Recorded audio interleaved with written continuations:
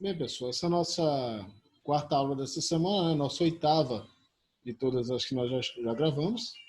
Então, o que é que acontece? Deixa eu baixar aqui um pouquinho meu Nightwish, para não estar atrapalhando a galera. Então, o que é que acontece? Nós praticamente já falamos sobre tudo com relação à formação da imagem na ressonância magnética. Praticamente não, eu diria que nós já falamos sobre tudo. Nós já aprendemos o que é o magneto, né? Que gera o campo magnético estável, ele vai influenciar os átomos de hidrogênio. Os átomos de hidrogênio vão ficar em precessão, ou seja, girando feito peão, alinhado com o eixo central do magneto. Ocorrerá um pulso de radiofrequência, esse pulso pode ser de um ângulo só ou de vários ângulos para aumentar a refasagem. Esse pulso vai atingir meu átomo de hidrogênio, vai transferir energia para o átomo de hidrogênio. O átomo de hidrogênio vai ficar mais pesado do que o meu B0, que é o campo magnético, e o campo magnético vai perder influência sobre ele. Né? Então, ele vai aumentar a magnetização do plano transverso, a energia do plano transverso vai aumentar, vai ter o pico máximo, que será a minha TE, vai ficar lá acumulada essa energia na minha TE, no pico máximo. Então, o que vai acontecer? Ocorrerá o relaxamento. Ele vai relaxar, vai liberar essa energia.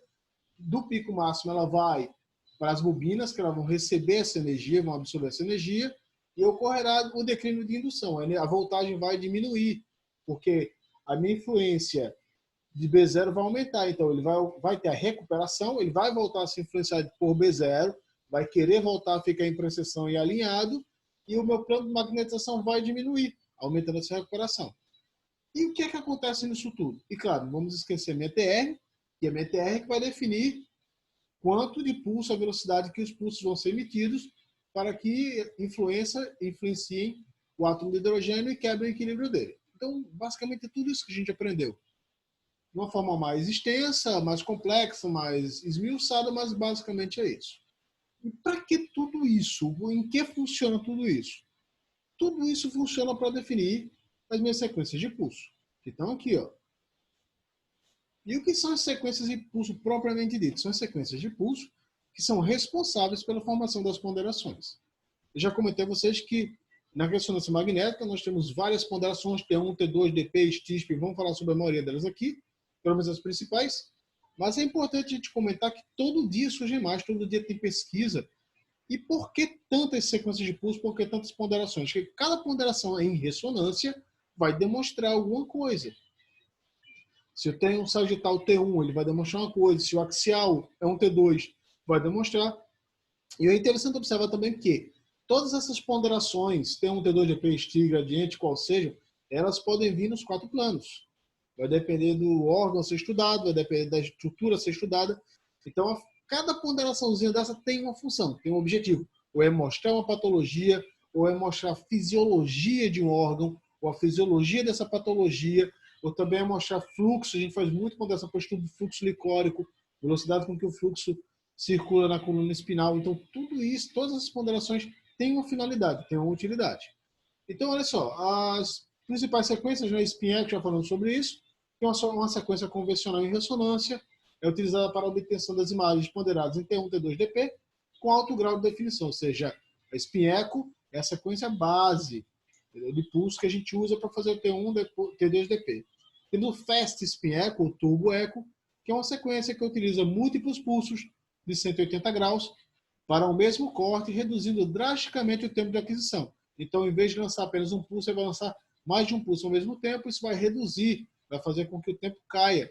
Por isso que é um fast SPIN-ECHO. Fast é rápido. Então, é um SPIN-ECHO rápido. Então, o fator turbo, né, que é a quantidade de pulsos, determina a magnitude da redução da sequência. Ou seja, em vez de emitir apenas um pulso, de sequência serão vários. Isso vai diminuir o tempo de sequência. Nós temos aqui a sequência fecha SPIN-ECHO com tempo de espaçamento mais curto entre os pulsos, ou seja, os pulsos vão ter um espaçamento ainda menor. Então, haverá uma melhor relação sinal-ruído. Em imagem de T2, vamos falar sobre relação sinal-ruído futuramente. Na sequência SPIN-ECHO com disparo único, ou seja, 128 a 256 codificações por fase. Temos a sequência de inversão, inverso recover, que é um parâmetro de TI, ou tempo de inversão, de pulso. Usando essa sequência, influenciará o padrão da imagem. No equipamento, olha, de 1,5 Tesla, ou seja, acima de 1 Tesla, nós teremos um tempo de inversão de 180 milissegundos para saturar a gordura. É aquela sequência justamente que eu comentei com vocês, em que a gordura em T1, ela parece brilhosa, mas quando você lança um T1 associado a uma inversão, ela vai ficar escura, vai escurecer toda a gordura. Um tempo de inversão de 800 milésimos de segundo, desculpem, aumenta o contraste por T1, lembre-se, é o contraste na imagem, e quando usamos uma inversão de 2.200 milissegundos, ele vai saturar o sinal do líquor, ele vai saturar totalmente o líquido que corre ao redor do cérebro, né? Que ele fica estacionado ao redor do cérebro.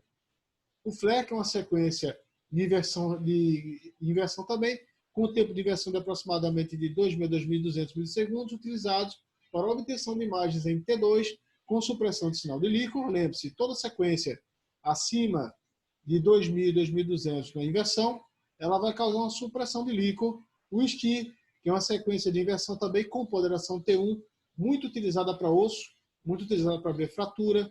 O STI, com sequência de saturação espectral para gordura.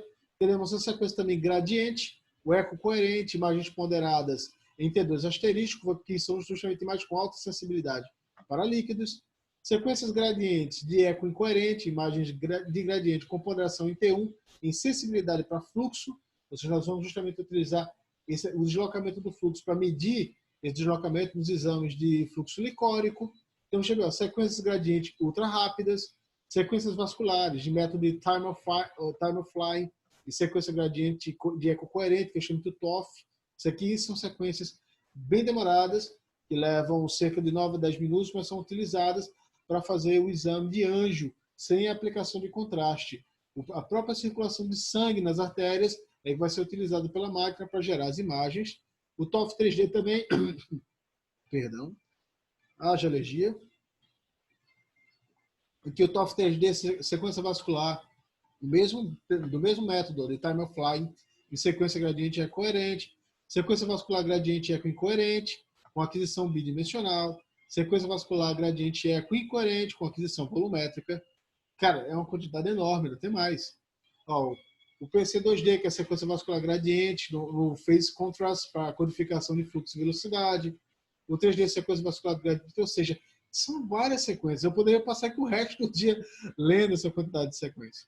Mas o que é interessante observar, olha, justamente que o inversion recover, que é justamente aquela sequência que é utilizada para saturar líquido, saturar gordura, o que acontece? Olha, uma sequência que utiliza basicamente 3 pulsos. Tudo isso ao mesmo tempo. Em sequência de inversão, é como se fosse ao mesmo tempo, porque são 3 pulsos diferentes. Então, olha, um pulso de inversão que vai ocorrer a 180 graus, ocorrerá logo posterior um pulso de 90 e o outro pulso de recuperação de fase de 180 graus, tudo isso aplicado ao mesmo tempo. Utilizado para obtenção de imagens com alto contraste em T1, suprime o sinal da gordura, ou seja, vai deixar a gordura suprimir, ele vai fazer com que a gordura que estava em T1 ela é brilhosa, lembre que gordura em T1 é brilhoso, vai ficar bem escura, e outro tecido em particular, utilizando-se do tempo de inversão adequada, que é a técnica para saturação. Aqui nós temos um esquemazinho, ó. Só um esquema didático, olha, onde ocorrerão os 3 pulsozinhos, ó, o pulso de 180, 90 e 180, e teremos um eco. Então, o que é que vai acontecer? O tempo de eco aqui, ó, o TI, o tempo de inversão e o tempo de repetição. E também teremos aqui outro tempo de inversão. Então, qual é a ideia do uso de tempo de inversão? A gordura vai ficar escura. Um exemplo de aplicação desse tipo de exame é em mama. Eu tenho aqui aquela imagem de mama. Vamos dar uma olhadinha lá para mostrar um pouquinho a vocês. O que é interessante na supressão da gordura e o exame. Eu chego lá. Muito mais fácil quando está impresso do que está operando aqui no computador.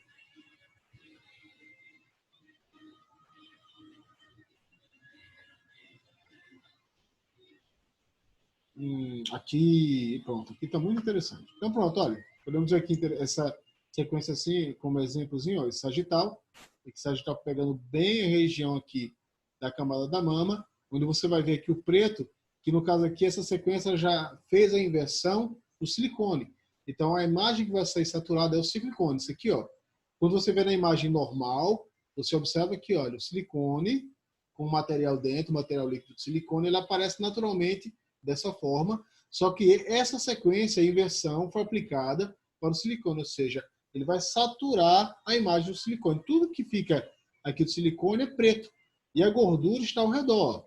Toda a massa de tecido adiposo da paciente da mama está aqui, ó, ao redor do silicone. E qual é a função disso? É justamente se houver um vazamento, se houver uma suspeita de rompimento, de vazamento de líquido, dependendo da massa do silicone, que tem silicone que ele tem líquido, líquido salino, se houver um vazamento desse líquido, então você veria aqui justamente que essa área aqui de silicone não teria essa integridade toda, não. Ela não ficaria totalmente preta aqui. Haveria região justamente escura, infiltrando aqui o tecido gorduroso da mama. Ou então você quer fazer uma inversão justamente da imagem, fazendo com que a gordura da mama fique escura. Eu acredito que eu não tenho essa imagem aqui.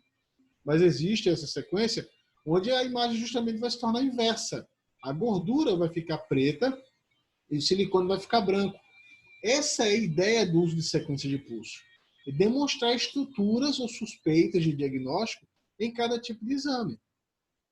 Mas voltando à partezinha lá de nossas sequências, eu acho que ainda tem um monte de sequências para a gente dar uma lida. É importante, eu sei que assim, muitos de vocês não trabalham na área, isso aí é mais voltado para o pessoal que já trabalha no equipamento, mas é interessante a gente observar a quantidade de ponderações de sequências que existem, para vocês verem a variação e a impedância que é a ressonância adequa. Ele pega vários tipos de exame, ele não pega só um examezinho simples. Ele é relacionado a todo tipo de exame. Então tem aqui, ó, a inversão. Nós temos aqui, ó, a sequência fecha espinheco. E a sequenciazinha utiliza-se de uma cadeia de pulsos de 180 graus, aplicados em uma única imagem, fazendo-se variar a codificação de fase após cada pulso e o de refasamento. Os vários sinais codificados preenchem o espaço K muito rapidamente. Cada linha do espaço K é preenchida por uma codificação de fase de 180 pulsos. Então, olha, quando a gente está trabalhando aqui com a sequência de fecha espinheco, esse aqui, ó, sai um pulso, atrás do outro ocorre um pulso de 90 graus, uma sequência de pulsos em trem, porque ele é seguido, e cada ecozinho, ó, isso aqui é meu TE, cada ecozinho vai preencher o espaço K para gerar a imagem. Sequência single shot, fecha espinheco, utiliza-se de uma cadeia de ecos suficiente para preencher todas as linhas do espaço K após um único TR. Então, para uma matriz de 256, são utilizados 256 pulsos de 180 graus após o pulso inicial de 90. Uma sequência completa dura apenas 10 segundos, uma sequência bem rápida. Justamente que a gente utiliza aqui o termo fast, uma sequência rápida. Essa sequência, dada a grande quantidade de ecos produzidos, pondera as imagens quase que tão somente em T2 e é muito utilizada para colangio-ressonância, uro-ressonâncias e mielo-ressonâncias. Então, nós temos aqui, ó, quando vai haver um pulsozinho de 90 graus e vários pulsozinhos de sequência. Ó. Como são vários pulsos, eles vão preencher o espaço K, que é um rapidinho, um atrás do outro. Então, a sequência fica mais rápida. O espaço K é preenchido mais rapidamente. Ela acaba se tornando uma sequência fast, porque a aquisição é bem rápida. É muito utilizada para exames, como vocês viram ali no texto, exames de abdômen, exames de região abdominal, porque há necessidade do paciente sofrer uma apneia. Para que o exame fique adequado, você vai pedir ao paciente para parar de respirar, para segurar a respiração. 10 segundos é o suficiente para um paciente de até uma certa idade suspender a respiração e aí você tem uma imagem sem borramento, imagem que não vai estar tremida. Tem aqui também, ó, o Echoplanar Image também, que é uma técnica, é uma maneira mais rápida de se obter imagens por ressonância, permite a codificação e preenchimento de todo o espaço K com um único TR, um único pulso, sem que para isso se utilize esses pulsos de refasamento de 180 graus, como utilizados nas sequências de espinheco. Essa técnica consiste em inverter a polaridade dos gradientes codificadores de fase e de frequência de forma contínua, conseguindo-se dessa forma o preenchimento de todo o espaço K em apenas algumas frações de segundos. Essa técnica pode ser acoplada a sequências de espinheco e também por gradiente de eco, sendo largamente utilizada nos estudos funcionais de difusão, perfusão e ativação por ressonância magnética. Ou seja, nós já vamos ter aqui, ó, o pulso de radiofrequência de 90 graus, um de 80, e eu vou inverter, ó, todo o eixo vai ficar invertido na fase, vai ter umas sequências acompanhadas à inversão, isso vai fazer com que a sequência se torne mais rápida. Por que estamos falando tanto dessas sequências? Porque a ideia é você observar cada utilidade dela. Por exemplo, você observou que aqui eu tenho sequências utilizadas em single shot para uroressonâncias, colando-ressonâncias. temos aqui já sequências de Ecoplanary Image para difusão. Então, o operador tem que estar por dentro disso daí. O operador tem que saber para que funcionam essas sequências. Porque quando você vai atender o paciente, você faz o atendimento do paciente no equipamento, e você vai ler lá a requisição do paciente, e na requisição já explica o tipo de exame a qual o paciente está sendo submetido e por quê. Você tem que conhecer essas sequências para obter um melhor exame do paciente. É aquela coisa que eu já comentei com vocês antes nas outras aulas. Ter um bom tempo de exame, um tempo curto de exame, com grande quantidade, uma boa qualidade de imagem para se ter um bom diagnóstico daquilo ali. Então, a importância é essa, de saber todos os cursos. Lembrando que isso aqui é uma pequena fração da quantidade de sequências que existe na máquina. Eu diria que não tem fim. Não tem fim a quantidade de sequências. Nós trabalhamos com mais de 3.000 lá na ressonância magnética do CEDRU, tanto na dos bancados quanto na da Rui Carneiro. E, na verdade, nós já fazemos todos os exames. Existem exames cardíacos de ressonância que nós já fazemos lá, que utilizam mais de 200 sequências só para coração. É sequência para ver ventrículo, para ver átrio, para ver integridade muscular, para ver artéria, placa de ateroma. Então, cada sequenciazinha dessa, quer seja espinhego, quer seja gradiente, quer seja festa espinhego, tem a função de demonstrar uma estrutura, uma patologia. Todas elas baseadas em T1, T2 e DP. Então, assim, eu acho que vai ficar por aqui essa aula, tá? Aqui é o próximo assunto da gente, que já vou gravar para a semana que vem, já é formação da imagem. Nós já vamos passar mais para a parte do equipamento, vamos esquecer um pouco essa parte da física aplicada à formação do exame. Vamos começar a trabalhar já com a parte mais prática da ressonância magnética, tá certo? Então, agradecer a vocês aí, espero que tenha sido clara a aula. Obrigado por ter assistido. Até a próxima aula, ok? Obrigado.